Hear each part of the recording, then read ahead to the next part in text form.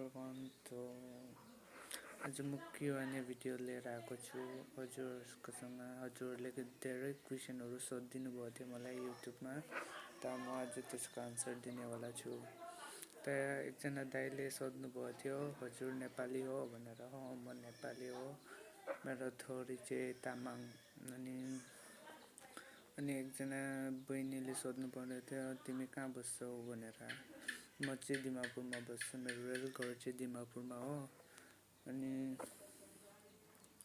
अझै धेरै क्वेसनहरू आएको थियो सेम, त्यही भएर मैले सबैको भिडियो चाहिँ ल्याउनु सकेन नि, अनि त्यसको लागि धेरै सरी। अनि एकजनाले भन्नुभएको थियो हजुरको गर्लफ्रेन्ड छ कि छैन भनेर। अहिलेबाट गर्लफ्रेन्डहरू बनाउनु हुँदैन, तपाईँहरू पनि नबनाउनुहोस् होला। आफ्नो करियरमा ध्यान दिनु, हजुरहरू के गर्दैछ हो त्योमा ध्यान दिनु। अनि सबैजनाले सोधेको थियो तिमी किन हिन्दीमा भिडियो बनाउँछ भनेर।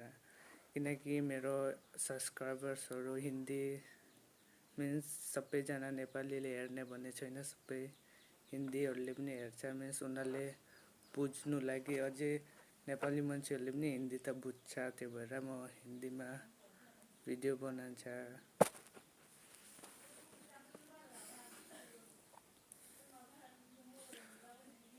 अझै एउटा दाइले पुज्नु भएको थियो कि तिम्रो मम्मी पापा छैन भनेर।